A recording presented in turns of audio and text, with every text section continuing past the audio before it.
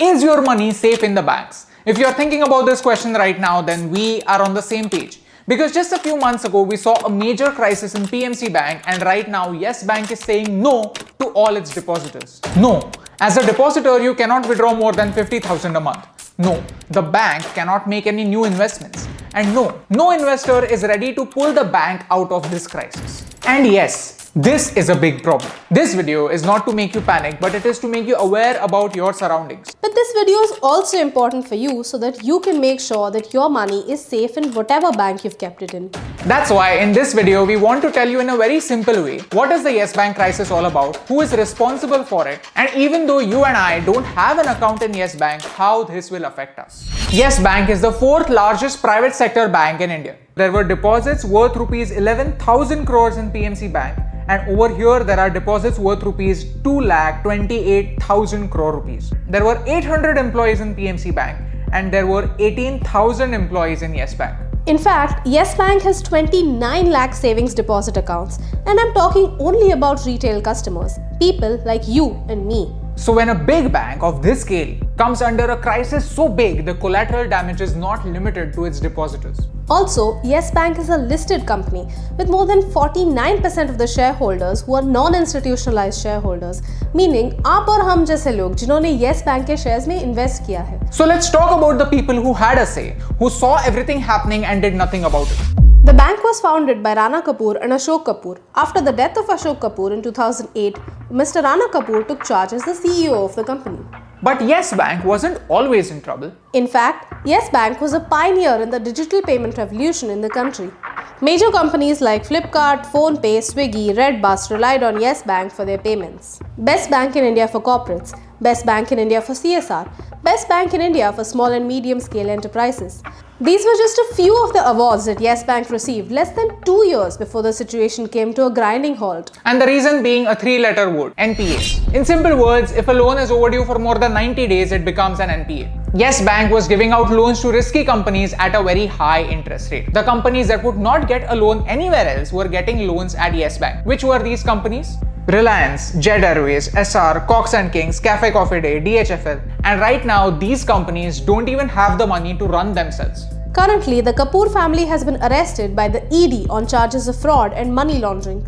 The ED says that they've received benefits for giving out all of these risky loans. So when all these loans started turning bad loans, they started understating their numbers in their balance sheets, so that on paper, the bank's situation looks better for the investors. This is called window dressing. Outside the showroom, you see beautiful dresses, which makes you think that the showroom is premium.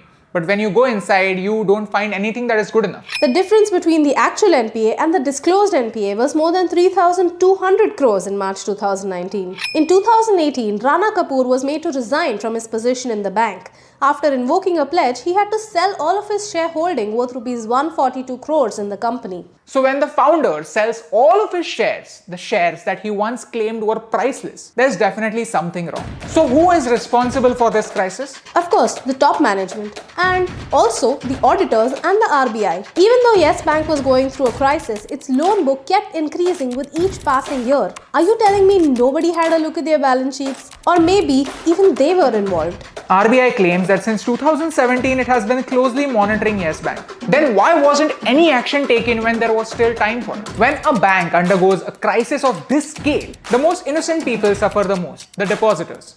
It may cause panic and something called as a bank run, where all the depositors run to the bank and withdraw all the money that they have. Now, a bank does not have that sort of liquidity. A bank uses its deposits to give out loans. If there's a panic in the country and all depositors start withdrawing their money, then a bank collapses. But to avoid it, when the RBI puts a restriction like this, a very simple question comes to my mind. What's going to happen once this restriction is lifted? A bank run.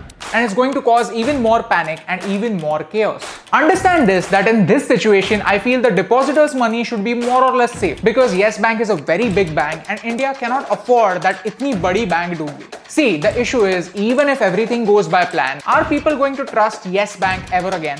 Look, the bigger crisis over here is that what if Yes Bank is not alone? India's NPAs are on a rise year after year. 40% of corporate debt is held by companies who don't even earn enough money to cover interest payments. It's a huge crisis because अगर interest का पैसा नहीं है तो principal कहाँ से pay करेंगे? So far, we've only heard stories of cooperative banks failing. But in this case, even if the government manages to save Yes Bank, the damage done to the banking sector as a whole is going to be really difficult to control. So what are the solutions? Keep an eye on your bank, whichever bank you keep your money in. Don't keep all of your eggs in the same basket. Even after all these government measures, if a bank collapses, then it doesn't matter how much money you had in your account, whether you had 10 lakh or 10 crore rupees in your account. You will only get 5 lakh rupees back because only amounts up to 5 lakhs are insured under depositors insurance. Watch this video to check out the PMC bank crisis and to know what are the different investment options that are more or less safe for you. As of today, because of the corona pandemic, I can't even tell you to invest in the markets. There's a bloodbath going on. But you can invest in instruments like PPF, National Savings Certificate and other schemes. Invest in digital gold. But please, don't be under the impression that banks are 100% safe. I know that it's very difficult to understand the financial markets. It may not be your cup of tea. But please don't stay isolated from this. Take one step, read one article, you'll come to know a little bit more and then you can read up about it. See, if you know all of this, then you are lucky. And that's why I want to urge you to share this video so that somebody who does not know about this, somebody who still thinks कि मेरे पैसे को कोई हाथ नहीं लगा सकता, watches this video and then learns from it. 6 months ago, when we made a video about PMC Bank, the deposit insurance was only 1 lakh rupees. But you watched the video, you shared it, and many people started talking about it as well. Right now, the deposit insurance has been raised to 5 lakh rupees. And it is not to our credit. The credit is yours. Pressure builds on the system to take an action. Then they will take an action. And that's why I feel that your one action of sharing one video does make a difference. In the time of the crisis, all of us should come together and start cleaning up the system so that people can start saying, मेरा पैसा safe है. क्योंकि एक के करने से क्या फर्क पड़ता है, लेकिन एक के करने से बहुत फर्क पड़ता है. और इन दोनों लाइंस में सिर्फ एक का फर्क है. And that's the reason why फर्क पड़ता है.